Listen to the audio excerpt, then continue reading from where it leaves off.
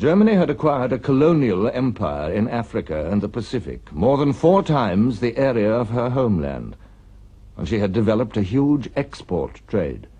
In the Far East was the only naval force outside the North Sea that carried the flag of Imperial Germany, the German Asiatic Squadron under Admiral Graf von Spee. This alone defended Germany's Pacific colonies. The Allies planned von Spee's immediate destruction. Take away his bases, his radio and coaling stations, and his squadron would be helpless.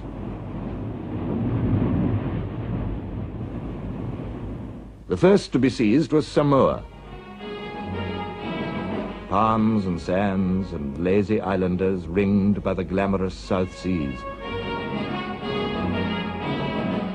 This was where Robert Louis Stevenson of Treasure Island had died and been buried. That ridiculous island, the Kaiser called it. There was no fighting in Samoa. A party of New Zealanders came ashore to accept the German surrender with due ceremony. The black, red and white flag of Germany came slowly down the mast, and the Union flag flew in its place. On the same day, the BEF was marching back from Mons and Le Cateau in dour exhaustion.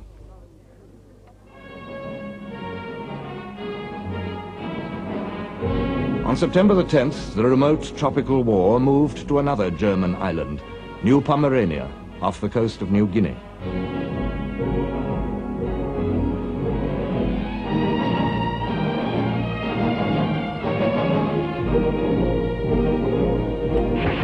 There was a brisk action, ending in an Australian victory. On September the 15th, the whole of German New Guinea surrendered. Australia, in her first campaign of conquest, had added 90,000 square miles to the British Empire at a cost of 6 dead and 4 wounded.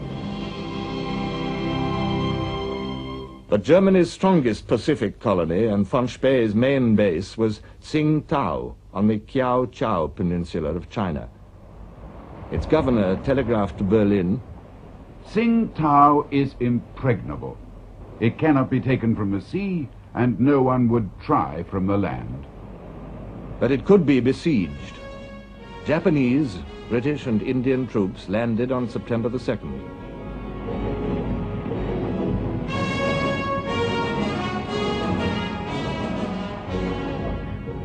The Japanese had a problem.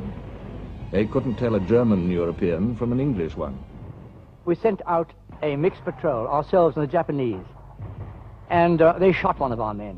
They'd never really forgiven for that. Asked why they did it, they said, "Oh, we look the same as the Germans." So they gave us Japanese kimonos coming down to our thighs, which had capes. And then when we all wore kimonos, we were all sort of chaps together. There were no more accidents.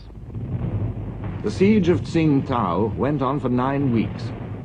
The Japanese brought up heavy howitzers to smash the forts, as the Germans had smashed Liège and Namur. We were out resting now on the 6th and 7th, and we were behind a ridge, nice cover, and all of a sudden the Japanese officer coming on horseback, full gallop. He says, "Germans finish, Germans finish, white flag is up," and they surrendered on the 7th, on a Sunday morning, the 7th of November. Now the last islands to fly the German flag in the Pacific fell one by one. The Marianas and the Carolines, the Marshalls and Bougainville. And one by one, Admiral von Spee lost his hopes of coal and succor. His sleek ships steamed on in isolation. Winston Churchill described his dilemma. With the blockade of Tsingtao, he was cut off from his only base on that side of the world. To steam at full speed or at high speed for any length of time on any quest was to use up his life rapidly. He was a cut flower in a vase, fair to see, yet bound to die.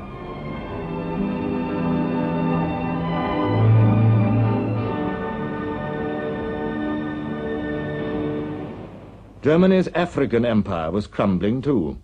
In August, Togoland fell. In September, the Cameroons. Southwest Africa was attacked. The operation was delayed by a rebellion of Afrikaners who wanted to reverse the result of the Boer War.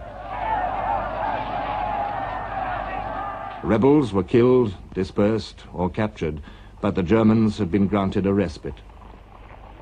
But by the summer of 1915, the Union flag flew over the whole of this vast territory.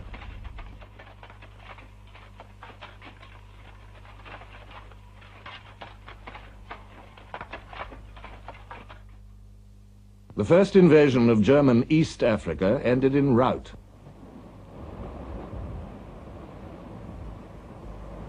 A British and Indian force, poorly commanded and poorly trained, landed on the swampy coast. Amid muddles and misunderstandings, they were attacked by well-trained African askaris under a great German commander, Colonel von Lettow-Vorbeck.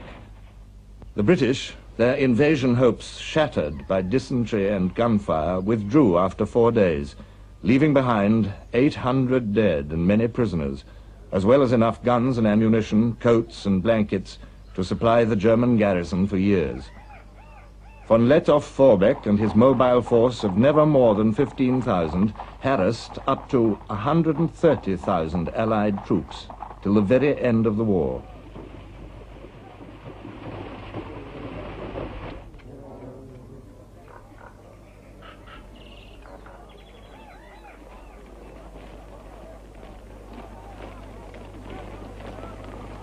East Africa held out, but the German Empire had disappeared from the map. Her merchant fleet had also disappeared. The blockade mounted by the British Navy on the first day of war was doing its work. German merchant ships were penned up in neutral ports all round the world.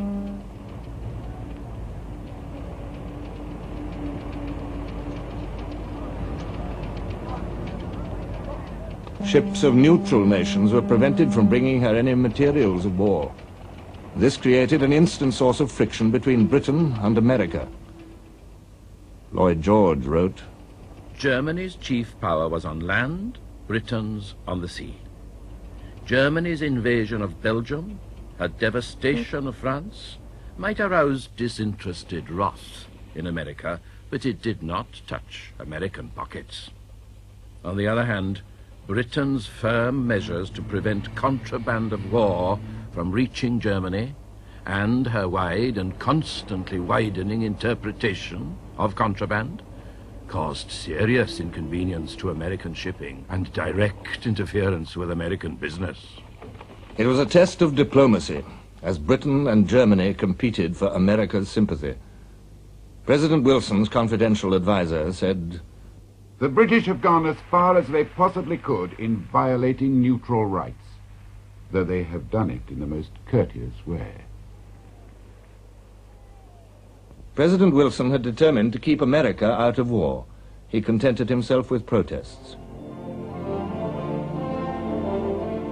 And now, under the protection of the Royal Navy, soldiers from Britain and the British Empire poured unmolested into France and Egypt.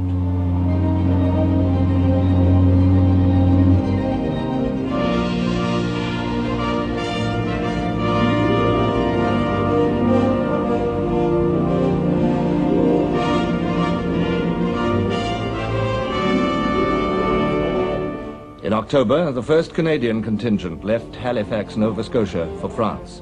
Over 31,000 soldiers, the greatest concentration ever carried by ship in a single journey. Everywhere, the oceans were a broad and safe high road for the Allies. For troops from India, sailing to protect the oil fields of the Persian Gulf. For Australians and New Zealanders bound for Egypt, where Indian and British soldiers were defending the Suez Canal against the Turk. In all this vast traffic, not one soldier was lost through German naval attacks. The same sea power protected Britain's merchant trade, more vital now than ever before.